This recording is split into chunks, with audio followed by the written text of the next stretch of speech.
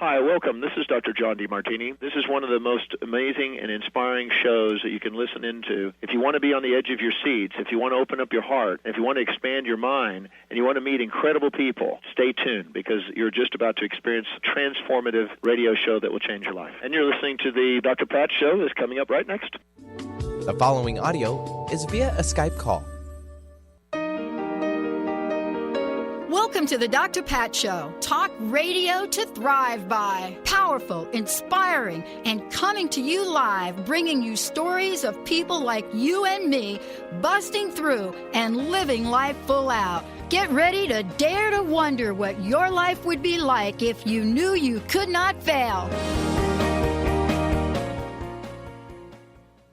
Hey, everybody. Welcome, welcome, welcome. Got a great lineup for you today. We're talking about your well-being. That's what we're doing in these 2 hours. And we're kicking it off with, for us, we create these programs that focus around a lot of times the time of year. And, you know, how everybody likes to do things about January. Then people roll in, not quite sure February is all about love.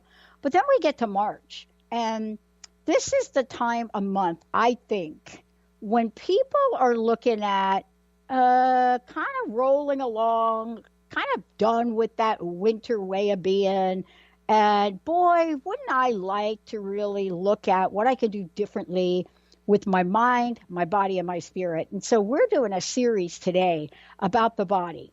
Now, what I want to say, having said that, though, is the shows that we're talking with you about coming right out of the gate with Stephanie Dunbar talking about Diabetes Superfoods Cookbook and Meal Planner. What I want to say about it is something I learned the hard way. Food that we put in our bodies, believe it or not, affects a whole bunch of things. So sometimes you think, no, it's just my body. But it's not just the body. Because when we're talking about putting foods that get our hormones off whack or don't provide the kind of nutrients or don't activate glutathione, then what we're talking about here is, oopsie, maybe I should rethink that. Today, not only are we going to dig deep into yummy, but also today, Stephanie's going to sort of blow the roof off of why superfoods are also super yummy and how to create recipes that are for everybody, but especially for those of you out there that are thinking, I got a little something going on with diabetes. Stephanie's joining me here today. As I said before, you're going to hear a lot about her. She is the co-author of Diabetes Superfoods Cookbook and Meal Planner. This is power-packed recipes and meal plans designed to help you lose weight and manage your, yes, blood glucose level. That thing that we have now known, whether you have diabetes or not, kind of shoot that thing through the roof. It's like bada bing, bada bam. There we go. And so today, fasten your seatbelt. We're taking callers, questions for you guys. We have a copy of the book to give away as well. Stephanie, great to have you. Oh, thanks so much for inviting me. It's an honor to be here. Okay, I got to start out with those words, blood glucose. Okay, so it's the reason I bring it up, blood glucose, because used to be where you go to the doctor, like, let's say you go to an annual, or in my case, you get blood work done a couple of times a year, right? Mm-hmm. They all want to know that. Everybody wants to know that. They want to know what's going on with that, right? And I used to be a little scaredy cat around it, but I think that we don't understand what it is. And I think the other thing we don't understand is what triggers it and that we actually have power to do something about it. Tell us about that from your perspective. Sure. Well, everyone has blood glucose, obviously, and that's an energy source in the body. But what can happen is as you get older, if you're gaining weight, any of those things, you can become glucose intolerant. And your insulin is not working as well. And so blood glucose, instead of being taken up into the cells and used for energy, is kept in the bloodstream and gets too high. And then you can end up with diabetes in the long term. And, there are definitely things that you can do. One, managing your weight, being as physically active as possible is also very important. Of course, healthy eating. We're going to talk more about that. Right. Oh, okay. Couple things, right?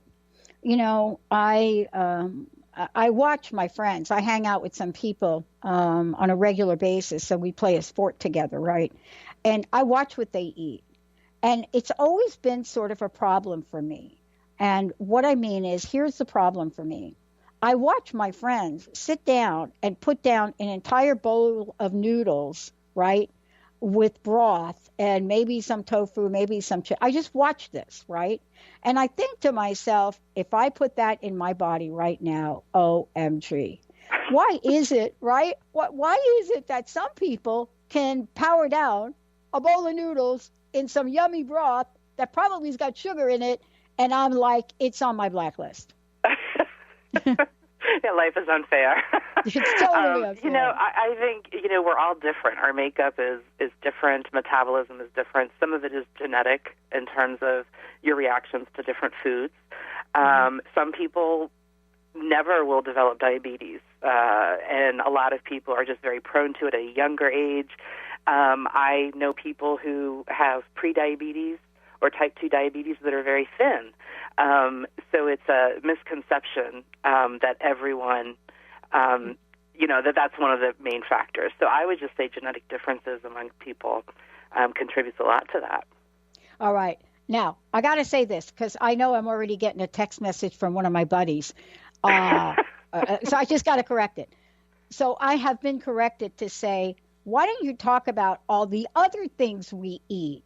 Like, why don't you talk about the pumpkin leaves that go in the soup? Why don't you talk about the beautiful strings of kale?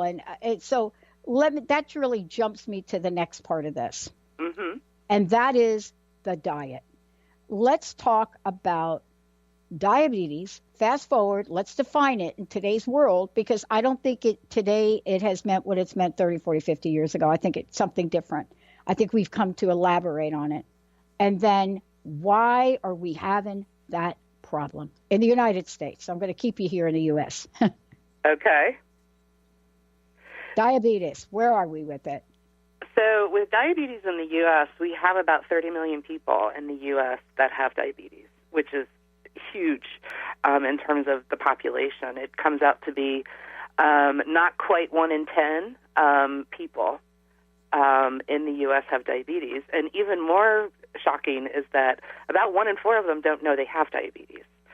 And so you have a lot of people going around that do not feel well. They have damage going on in their bodies, and they don't know it, which means they're not managing it.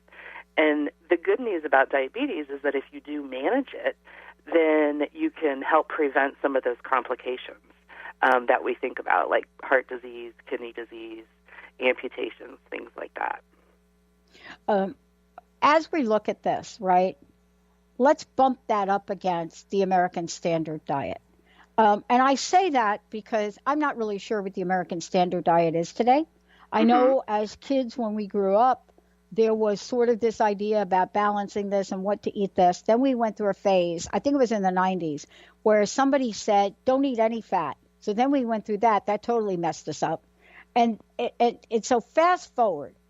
Where are we? What is this thing that we call the American Standard Diet? And what is that? Is that an okay thing to be on?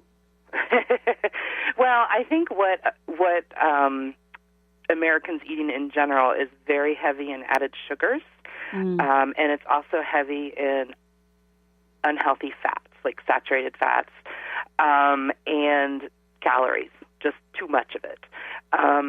So compared to what, recommendations are, those are where we're really doing ourselves a disservice in terms of what we're eating. So fast forward to where we are now. What do we need to know about what we're eating versus what we should be eating? I mean, it's a generalization, but we are talking about diabetes today. Right. So I think the first thing that everyone needs to try to do more of is eat more fruits and vegetables, especially the non-starchy vegetables, things like the dark green leafies, broccoli, cauliflower, all carrots, anything like that are the non-starchy vegetables. They're lower in calories, they're high in fiber, they're very nutrient dense. Another thing is switching to whole grain foods. So there's a controversy as to how much grain foods you should eat. But the bottom line is whatever meal pattern you're following, if you switch from the refined grains like white rice, white pasta, to brown rice, whole wheat pasta, quinoa, things like that, you're going to be much better off. So even if you're, cutting back on your carbs, let's say, just always pick those grains to be really healthy ones that are whole grains. Okay, so let's talk about grains for a minute, because I think this is probably, one of the greatest points of confusion for people. And the reason I want to bring it up is back in the day, I just want to say back in the day, rice used to be rice, then there's brown rice. And so, if I were to point to at least one thing to talk about, it would be that. Because we label certain things, we think there's something, and they turn out to be another. So the light bulb went on to me just for a moment when I actually thought a peanut was a nut, and somebody said, oh, no, it's not. So let's talk about grains, and then let's talk about grains. Okay. So with the white rice and the brown rice, so grains are, a kernel of grain is kind of what you can think of it as. And if you have a whole grain, you have the entire kernel. So you've got the bran, the outside. You have the germ, which is a little dollop of fat with lots of nutrients in it, and you got the starchy part. So when you have refined grains, what we think of as kind of more those white grains, it's just the starchy part in it. But you're not getting the outer kernel, you're not getting the germ, which is where a good portion of the nutrients lie. So the vitamins, the minerals, the fiber. So that's and that's the case across whether you're talking about wheat is the most common grain in the United States. Yeah. But it's true for, the other grains as well. When you look at quinoa, that's a whole grain. That's great because it's high in protein. Much higher than other grains. And so I'm seeing more and more foods and recipes with quinoa in them because of that. Yeah, we certainly have made some changes, as I like to think about, in the past several years. And I think they're changes for the better. I also think that these changes were, as you pointed out, facilitated by rise in diabetes, for example, right? Oh, yeah, absolutely. Yeah. I think if I had to point to one thing, there are two things that I point to which got people's attention about what they put in their body. One is diabetes and the fact that the level of this is just through the roof. Some people say it's associated to obesity, some people not. But the second thing is the conversation on gluten. I think sugar takes a pale fifth in the list, believe it or not. But I'm not sure it should. So let's take a minute. Now, Benny, let's go ahead and skip the break if we could. Let's take a minute and talk about guidelines. I think it's important. I started out talking about the guidelines that I think a lot of us grew up with as kids. Those guidelines, while I think they worked at some level, I am not sure we're talking about the same guidelines. Can you fill us in? Sure. I think one thing is there were guidelines, and they definitely have changed over time. You mentioned kind of the low fat from when I was younger. Everybody was younger, right? Yeah. The low fat and the snack wells. You can eat tons of fat-free cookies, and that's not good for you. Okay, and that's what happened when people were told cut back on fat. People started eating a ton of sugar, and they started eating foods that didn't have fat, so that didn't fill them up, didn't feel good about it. Those foods are lacking in any kind of fiber. And then the research started showing it's not really the total amount of fat, it's the type of fat. So the monounsaturated fats, the polyunsaturated fats, those are really good for you. And so we actually need some of those to be healthy, to feel satiated when we eat. We still want to watch out for some kinds of fats because they may increase our risk of heart disease, but the no fat was never a good idea. But I do think that people took it out of context in terms of going crazy with the sugar-free desserts and things like that. That was never the intention of the recommendation. Right. I think we did carry it to a certain level, right? Mm-hmm. And are we getting back to the middle, as I like to call it. Right? I think we really I mean? are. Yeah, I mean, we're going to, in a year or so, we're going to have new guidelines from the government just for the general healthy population. But already in 2015, signs point toward, reducing the unfatty, but make sure you're including the healthy fats. And, of course, some of those foods are the foods that are on the superfoods list. So I think we're definitely finding a better balance now. Okay, so let's talk about your book for a minute. And one of the things I really want to point to about what you all have put together in the book is Diabetes Superfoods, Cookbook and Meal Planner. I think the most important thing that we're starting to see, or I'm starting to see, I've been doing this for 15 years. I think the most important thing I'm starting to see and most encouraged about is that your book not only says these are the foods, but then you give us shrimp fried cauliflower rice. Mm-hmm. Or then you give us crispy polenta with veggies. I mean, so, and around that, there's the planning element of it. And the reason I love this is because families are very busy. Mm-hmm. They want a blueprint. They want to know, what am I eating? How can I make it? What's in it? Is it any good? And so why did you combine both the cookbook and the meal planner? What were you seeing out there from people? Right. So that's one thing that Cassie and I felt was extremely important. And in all honesty, we wouldn't consider doing a cookbook without it, because what we see is people say, I found this great recipe for chicken or shrimp or whatever online, and they make it. And then it's like, wait, what am I going to have with it? And then the tendency can be to just grab something that's not as healthy. So we wanted to give people ideas and options for how they could combine the foods. So you take, because everyone's so busy, you can't necessarily cook 5 different dishes, but you can cook one dish and then have some simple sides that you can add to it to make a complete meal. And, we also tried to devise the meal plan so that if we used a recipe once, if there was going to be leftovers, you could combine it in a different way the next day for your lunch, or, so that you're not having to constantly cook every meal. It's not realistic in today's time with our schedules. Yeah, I got to ask you this question because there's so much in the book and I don't want to leave anything out. As authors of the book, both of you, right? Mm-hmm. What were the aha moments you had? Now, because a book like this, you just don't wake up one day and say, I'm going to... We're going to do this. I think it came from our combined experience of working in the field of diabetes and knowing the things that our clients and people with diabetes struggled with. Actually, really, people everywhere struggle with in terms of the time constraints. And just wanting to prepare the healthy meals.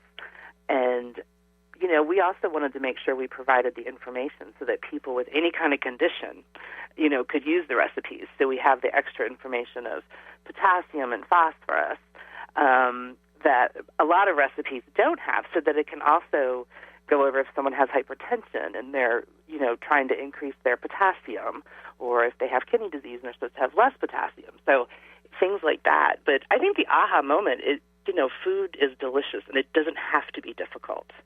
You can use simple, everyday ingredients and create delicious food that's also good for you.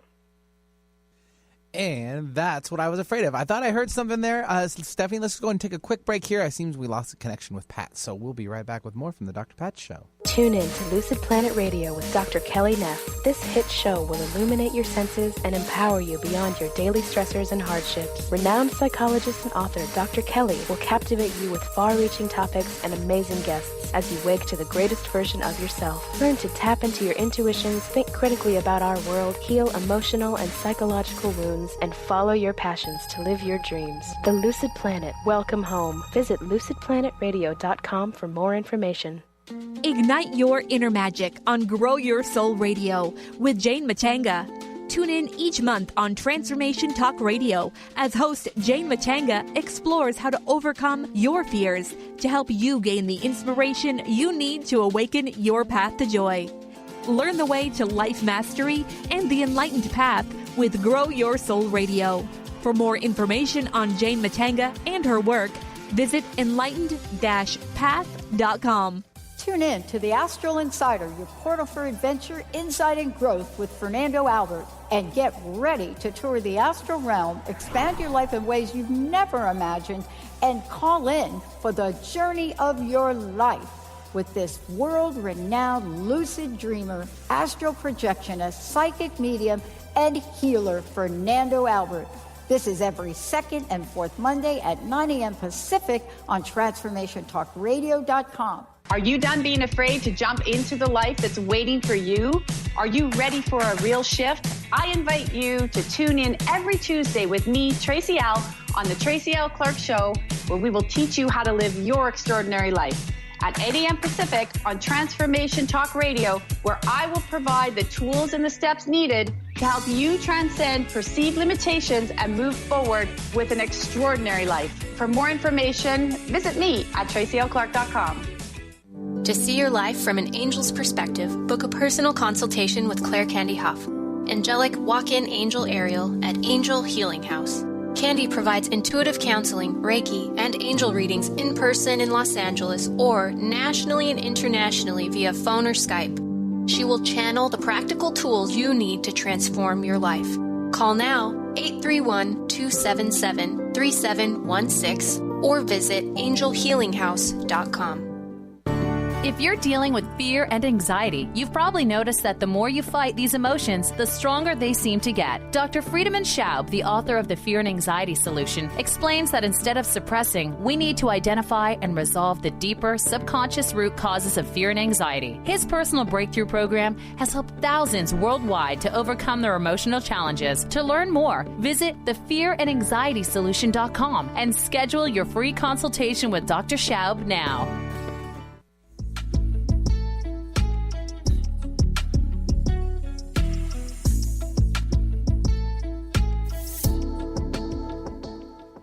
Hey, everybody. Welcome back. Welcome back. Great to have all of you tune us in and turn us on.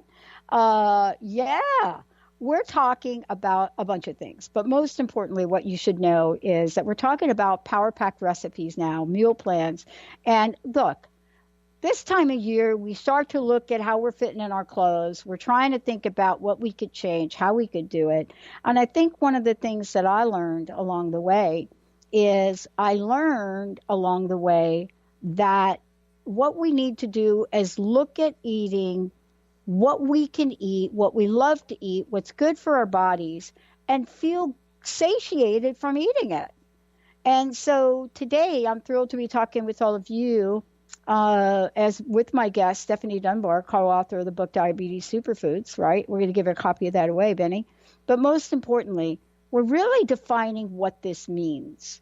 And then most importantly, I'm looking at this and I'm thinking, gone through the book, gone through the recipes, and I'm saying these are recipes for everybody. So I just want to be really, really clear about some of that. If we could, right, let's take a minute, Stephanie, and let's talk about this superfood word. When we talk about superfoods, diabetes superfoods, give us a range of what we're talking about here. Sure. So for diabetes superfoods, we kind of define them as foods that are either helpful with diabetes management and or they're providing nutrients that usually are lacking in the American diet. So in general, superfoods are foods that are very high in nutrients and lower in calories, so they're nutrient dense. And we just took it a little bit further to make sure that they were something that was healthy for someone with diabetes to incorporate. Okay, what are some of these? The list is so awesome. Berries, citrus fruits, those are, I think, kind of on every list.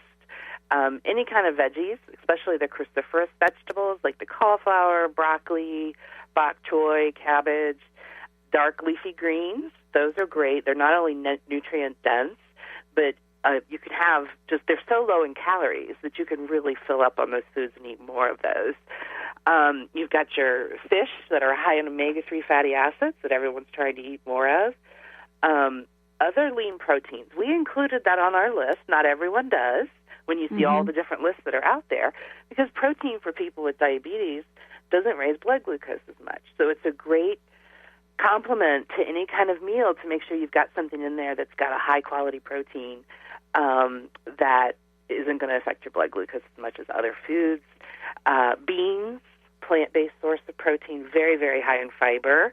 Can't forget the healthy fats. So the fats that come from nuts, healthy oils like olive oil, things like that. And we talked about that a little bit earlier, about the difference between healthy and the unhealthy fats. And we want to make sure we get healthy fats in our diet. I think there are a couple of things that are quite controversial these days when we're talking about diabetes, when we're talking about superfood, and when we're talking about losing weight. I think there are a couple of things I want to go to rather quickly, actually. Sure. And, one of them is fats. Okay.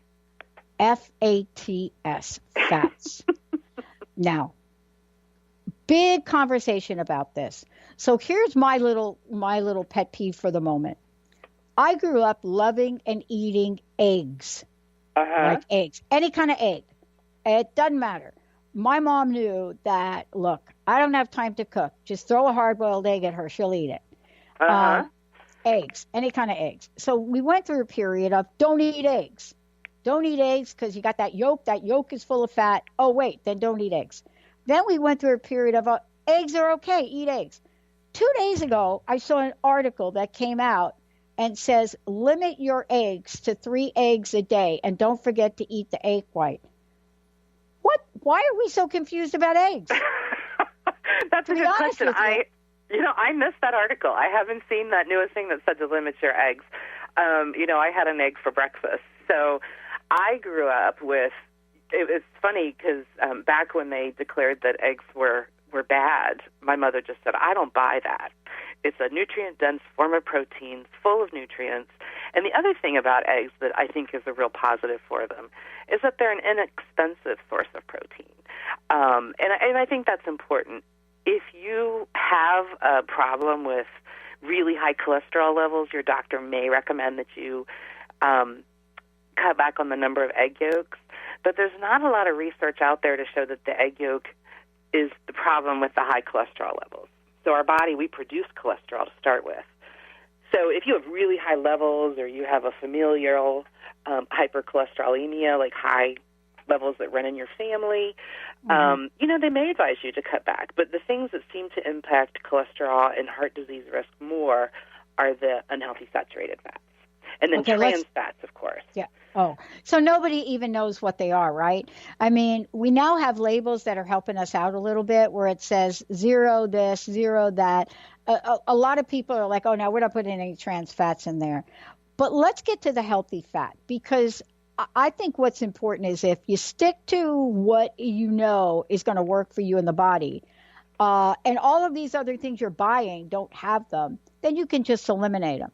So let's enter the world of fats, right? Okay. But let's take a break. When we come back, we're going to do fats. The controversy about fats. Oil. What kind of oil? Coconut oil. MCT. We're going to look at fat upside downs and sideways. Coconut. Yes or no? All of the above we're going to look at.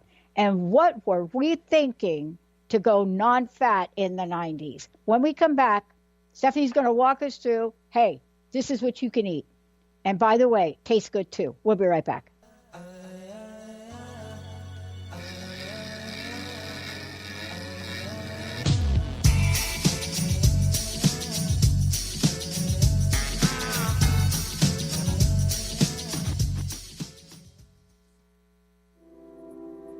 Are you ready to broadcast your brand idea with the latest in information technology? Bioresonance software distills your brand ideal or intention and enhances your core internal organizing principle. This has a tremendous impact on your organization's alignment as well as the behavior, satisfaction, and the retention of its employees.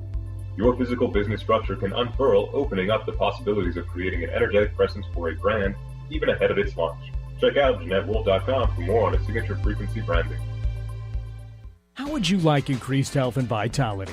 How would you like to avoid the onset of disease as well as slow the aging process? This is all possible through a simple, safe, and natural process.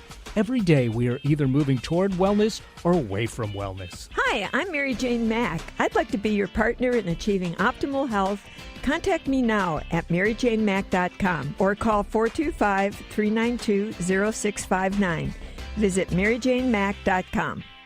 If you have a sense that you were meant for more, join Heather Allison every third Tuesday at noon Pacific as she explores an ancient, forgotten energy within us and helps us access our original archetypal blueprint.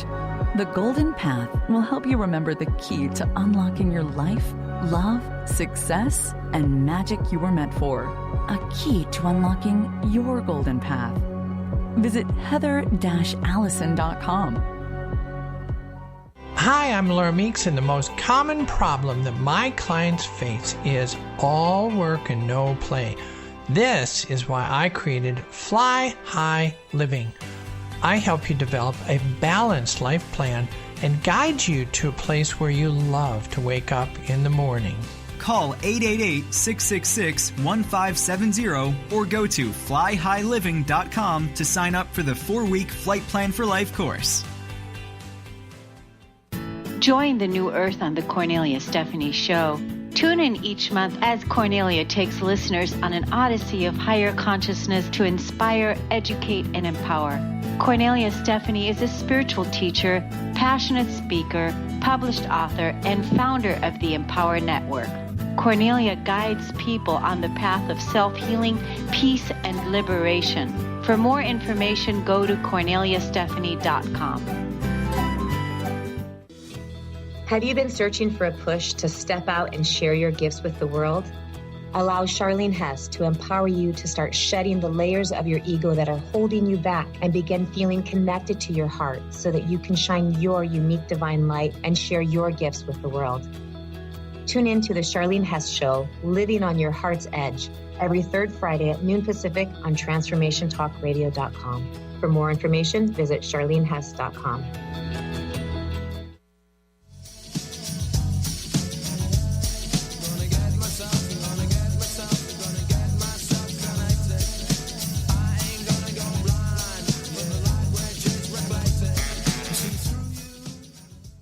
Yeah. Look, everybody, we would love to give a copy of this book away. A lot of good recipes. We're going to talk about them after we talk about fat. One of the things I want to do, Benny, let's go ahead and give a copy of the book away if we could, as we normally do. Say hi to Benny, too. 1-800-930-2819. We're going to give a copy of the Diabetes Superfoods Cookbook and Meal Planner away. Later on in the show, we're going to talk recipes, which ones we super love. I got a little true confession to make here on a couple of things. But for the most part, we're going to be getting down deep into the food. Starting out with my favorite, fat. Let's talk the fat. Okay, so I am one of these people that grew up eating fat. I shared with you my stepmom was from the South. There was some form of fat in everything. I mean, I come from a family where when you cook with bacon, like you cook 2 pounds of bacon or something, then you take that stuff, the grease, and you put it in a can and just leave it out. So fat was in everything. So you can imagine what happened to me when I think I hit the 90s and somebody said, go no fat. My body didn't even know what to do with it. But we are smarter now. We've learned a lot about fat. What should we know about fat? And what should we know about some fats that should never enter our home? Well, I would say that there's everything in moderation, Dr. Pat. So yeah. In terms of fats that can never enter your home, there are fats you don't want to eat much of. But a little bit of bacon or something like that every once in a while is okay. Oh, boy. The problem is it comes in 1 pound packages, right? Oh, boy. Or bigger. Well, yeah. My idea of a little bit of bacon is you buy the 1 pound package, you eat it all, and then you don't buy it for another month. That's my version. Yeah, that might be a little bit much at once. So. But in terms of fat, the rules have definitely changed. It's not the total fat that doctors and nutritionists are concerned about. It's the type of fat. So the types of fat that you do want to eat less of are saturated fats, things like bacon grease can, the lard, and the things you want to eat more of are the fats that are in your olive oil, nuts, avocados, seeds, olives, things like that. So the healthier fats that are, plant-based. Mm-hmm. Okay, so stay with me now. Fasten your seatbelt, though. Okay. Stay with me. Bulletproof brain advertisements. Medium chain triglyceride conversations. All of a sudden, somebody sends me MCT oil. And I'm looking at this MCT oil, and I'm thinking, honestly, if you send me something, I look at it, but I don't examine it. But what happened with that is it opened up a bigger conversation for me about this stuff we call, what did I say it was? Medium chain triglycerides, right? And I went down the road of looking at it, and then, of course, the craze hits everybody. There's oil powder. You could get it in salted caramel. And now we're talking about it like keto stuff. Is oil just oil? Or are we now learning about a little bit more depth about oil, and especially things like coconut, right? Where are we in that conversation? Because, along with the 90s when you had to give up the fat, you also had to give up coconut. Right? I mean, who does that? Right. Macadamia Yeah, I didn't see anybody in those candy bars taking the coconut out, by the way. It goes back to all things in moderation. I think that, and you also have to look at the affordability. What is your budget? There are a lot of oils out there that are great, like for salad dressings and things. You've got walnut oil, avocado oil, but they're quite expensive. And so you have to look at the cost of those. The same thing with something like just an MCT oil. That's probably not something that's realistic. With where we are in terms of the research, the part of the problem is that they are having more research done on like the types of saturated fat, which you found in the coconut oil and you find in the dairy foods, versus beef and bacon and things like that. So there are different types of saturated fats, but there's no way for the consumer to really know. You mentioned before that we have the food labeling, and we have saturated fat as one whole number. Can you imagine how complicated it's going to get if we start labeling out the different types? So I think when it comes to the plant oils, you're better off. But once again, consider your budget, and we always have to keep that in mind, and moderation for all things. So don't go crazy. Oils and things still have calories in them, and so yes, they're good for us, but we also have to watch how much of anything we eat nowadays. Yeah. And part of this is really get yourself educated. This is probably a whole nother show we can do on this particular oil, but also on the latest that's come out on the ketone genetic diet, which actually has been around for a while. Thanks to a friend of mine who started to give her husband, who had Alzheimer's, ketones, and memory came back. And there's a book out there about that. You guys can Google that. But let's get back to this, how to incorporate this and put this together. But one of the things I got to ask you about, and I'm going to skip the next break too, is my true confession is, while I was very willing to give up noodles that had wheat and bread that had wheat, I kind of got addicted to these other noodles. I call them other noodles because sometimes I don't know how to explain them. So these other noodles are supposedly made of vegetables, or some of them are made of mushrooms, and you can actually buy them in the store. Then, of course, you can make your own noodles with the noodle maker, like with zucchini.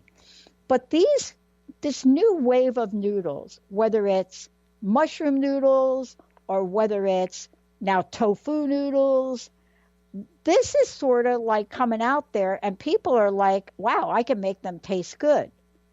I don't think they have any nutrients in them whatsoever. How do they fit into this? Well, I think, it goes back, you've got to look at the ingredients of things. Like some of the noodles you'll see, they are, made with spinach, and you look, and they're still actually wheat flour with some spinach powder, some coloring added in.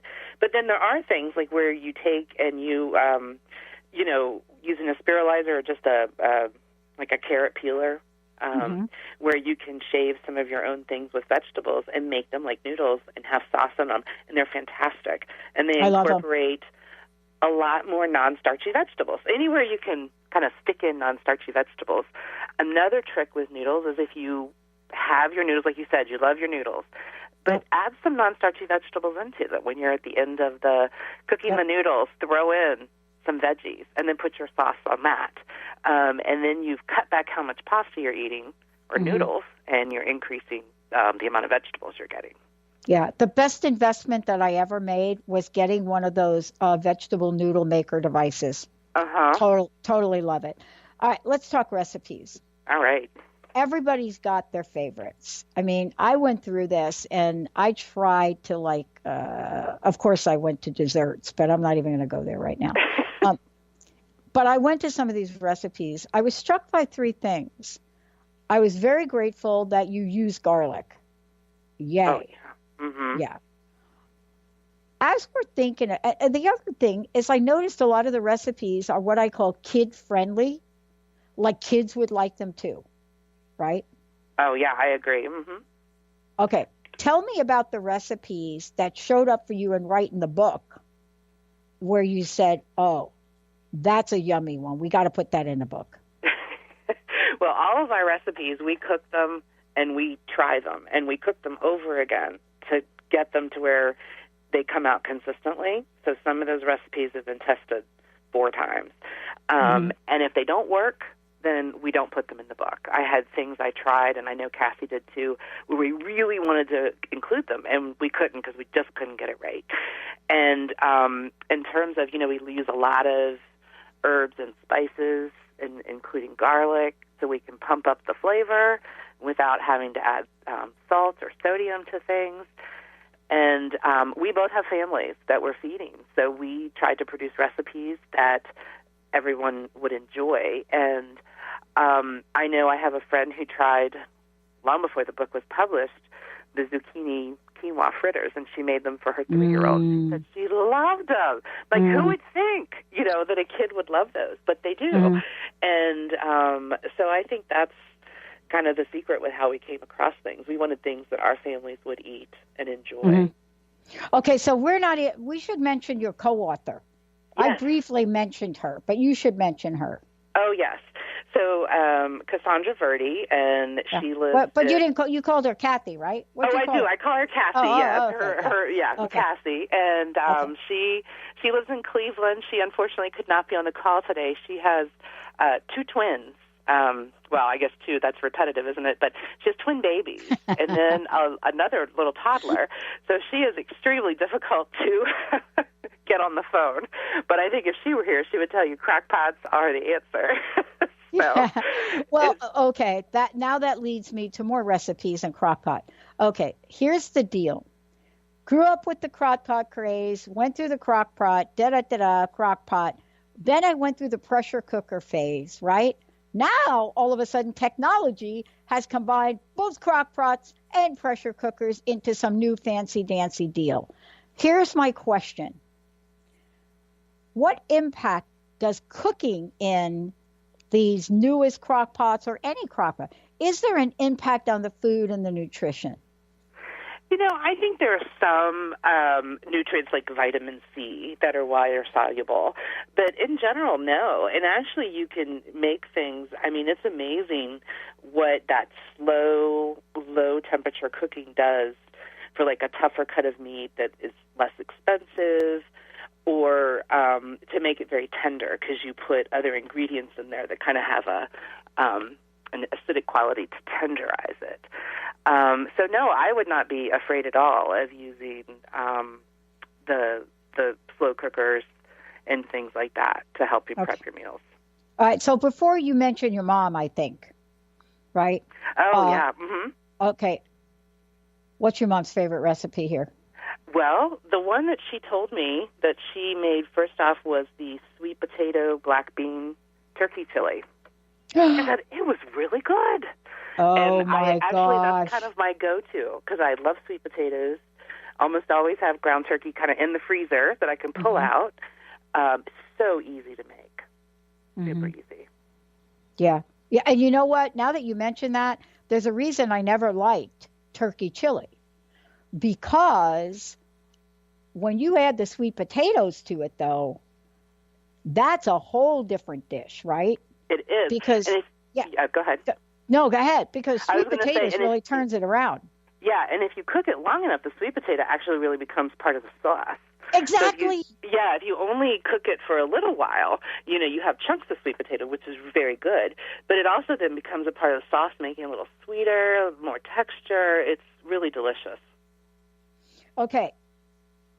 I got to ask you this question. Where'd you get these recipes from? Did you guys make them up or did people send them to you? Oh, no, we make them up. Oh, boy, here we go. What's your favorite? Oh, my favorite? It's so hard. I think one of the ones I had the most fun making, I mean, I love them all, is the one with the yogurt goat cheese tarts that have a little piece of dried fig and mint. Because one of my favorite ways to sweeten things is with clementines.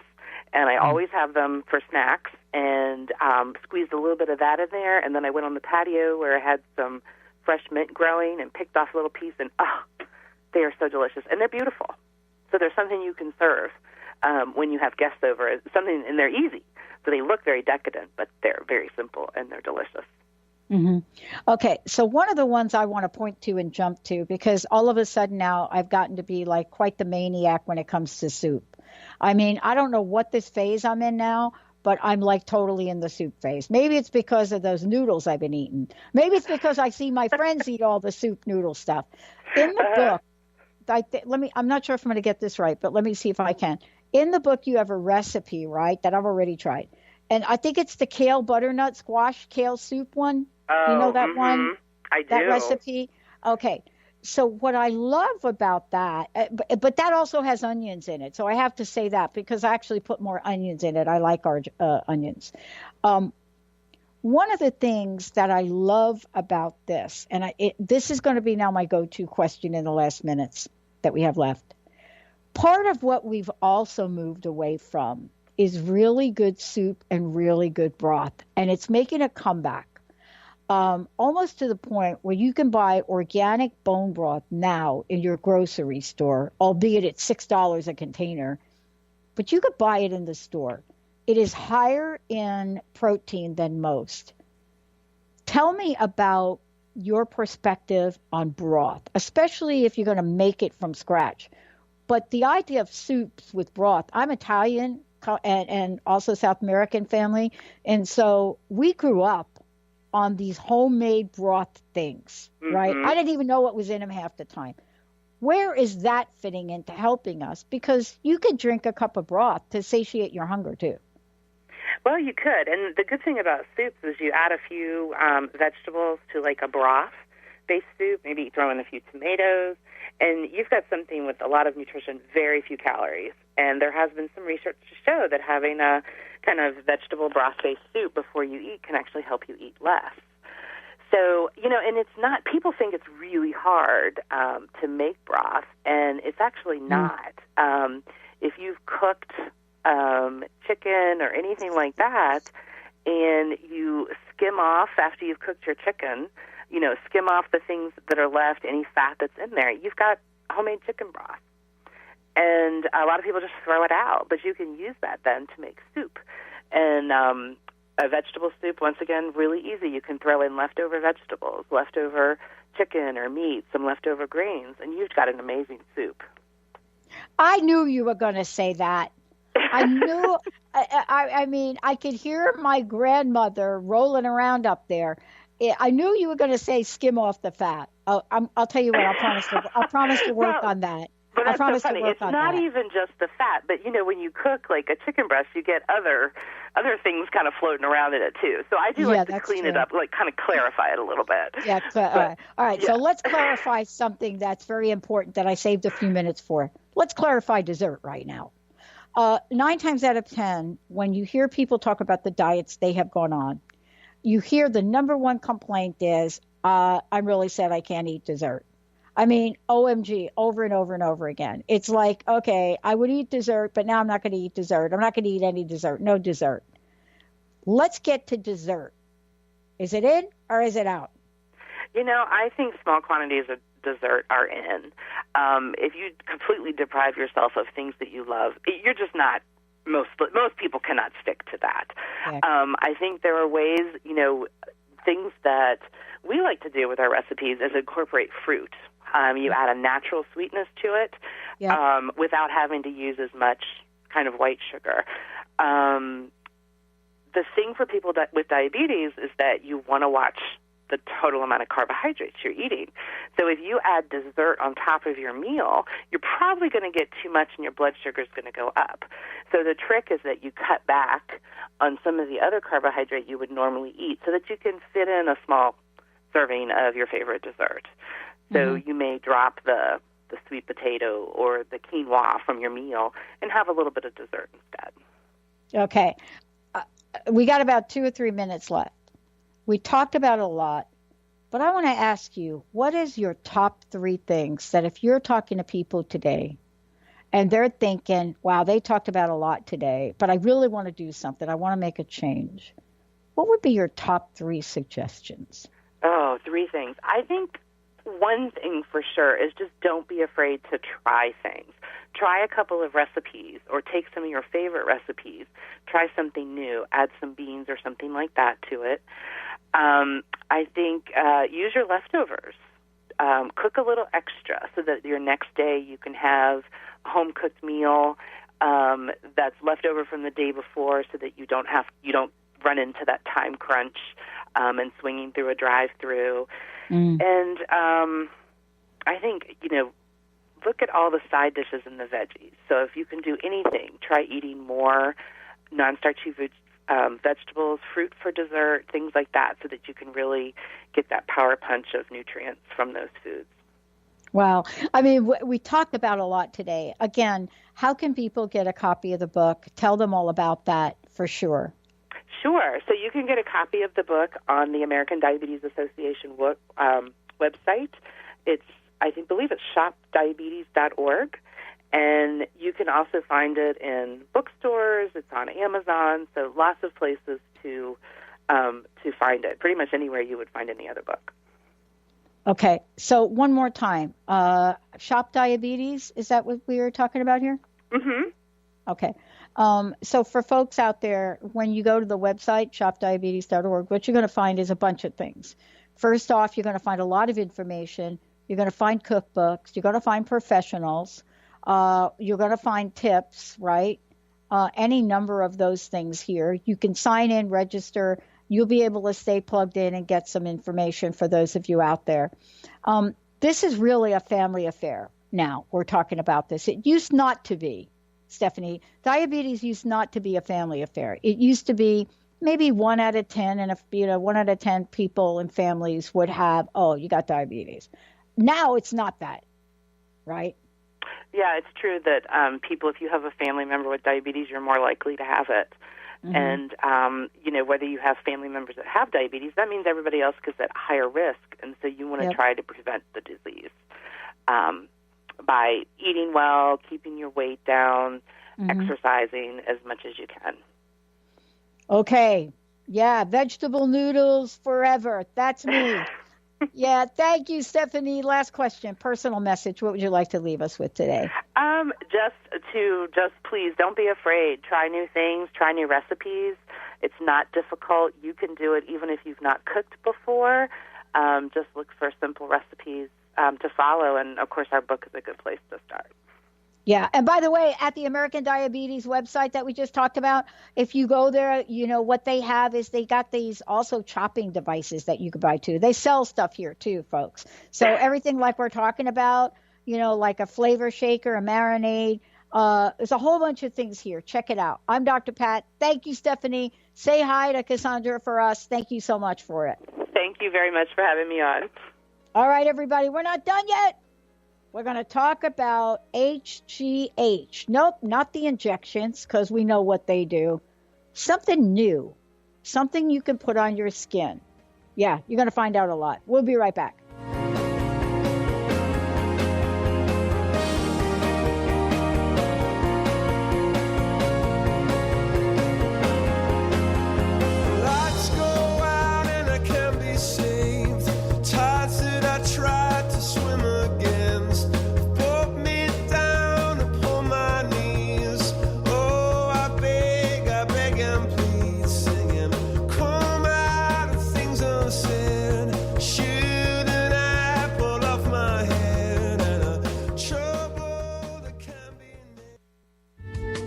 Preceding audio was via a Skype call.